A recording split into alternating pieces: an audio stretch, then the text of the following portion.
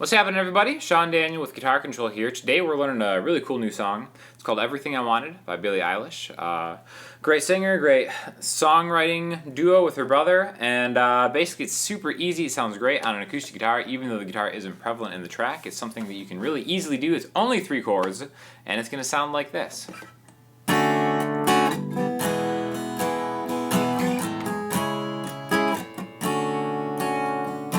This is just the simple strumming pattern.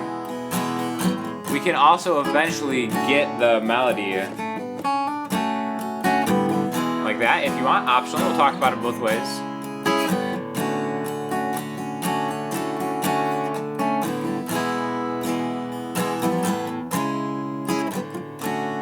Okay, so first things first, let's start out with the chord. Make sure to click the link below to grab the chart that goes along with it so you can see how it sits with the lyrics.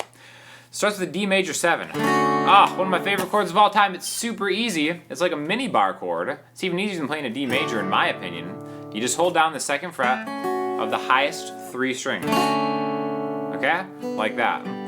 Now, eventually we're going to go to an E major. Okay? So, however it helps you get from like this to here is up to you. I think a lot of people might find that using your middle finger on the 2nd fret of the G string, your ring finger on the 2nd fret of the B string, and your pinky on the 2nd fret of the high E string.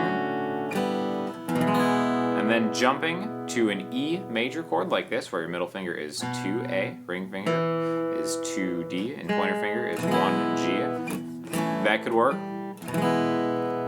Alright, now you'll notice that when I do this, in between, I'm just hitting the open string set, right? It is kind of like a piano part that you can hear in guitar form, I suppose. But if you want to like actually leave the string set to help you buy time to get to that next chord, it sounds pretty fine, right? Now, another thing that you could do to kind of get a little bit more of the piano melody in there is really focus on these 2 notes before you get to the E major chord, where it's just 2B, 2G, and then get that E, right? So, optionally, however you want to do it. I think it sounds great even if you just strum it like.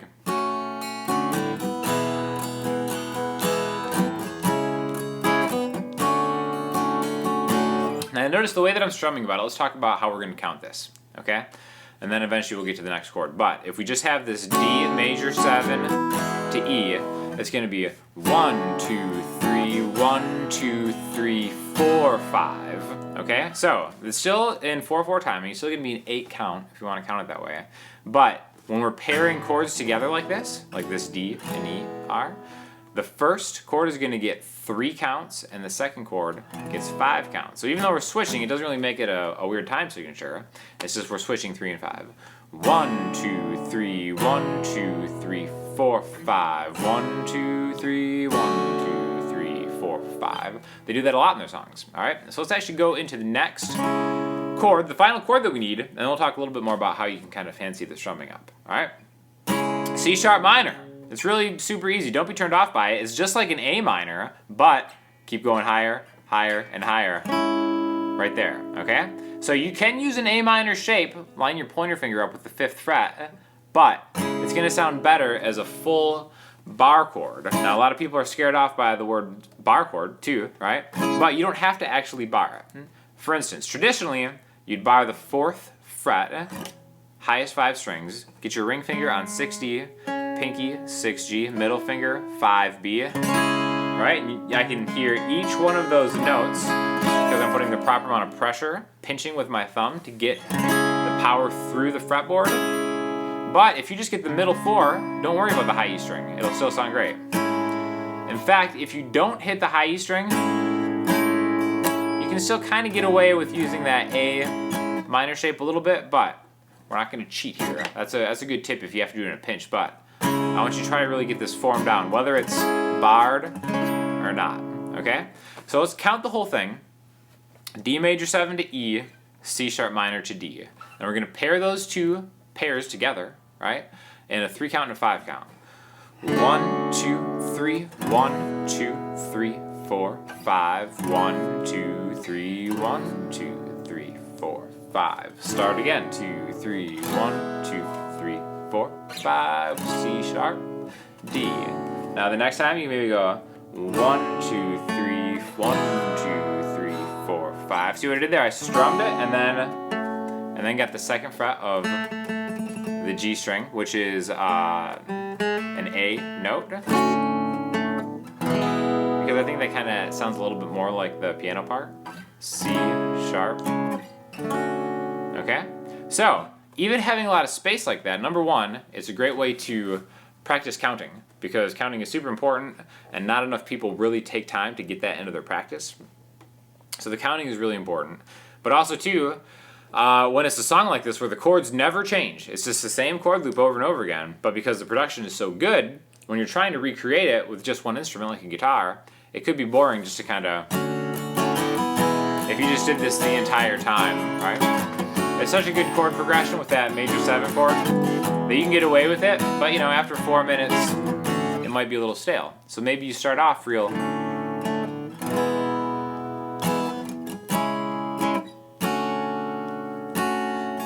2, 3, 1, 2, 3, 4, 5. 1, 2, 3, 1, 2, 3, 4, 5. Then.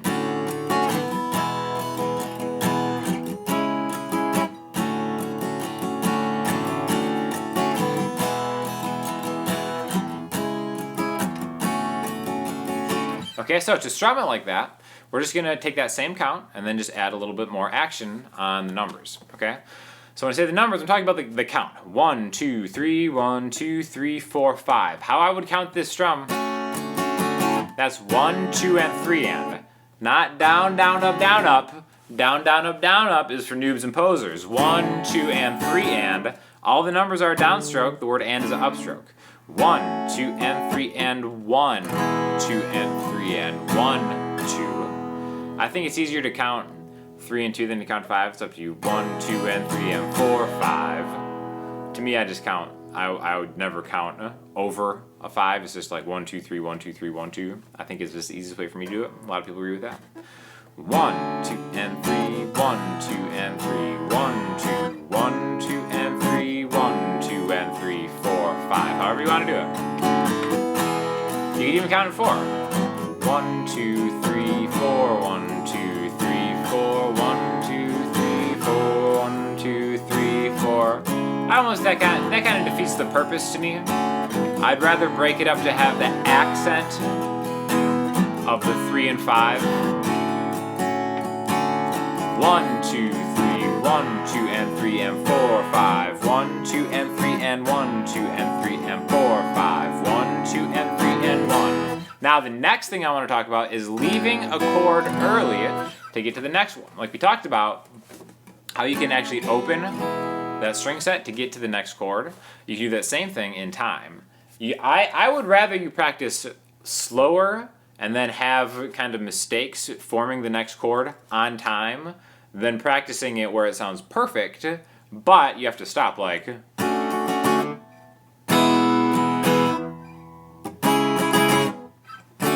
That's fine, as long as you're practicing, you're gonna get better, but that right there is a great example of like how you're not actually practicing your timing, you're just practicing chord voicings, all right? So no matter how slow you have to do it, 1, 2, and 3, and 1.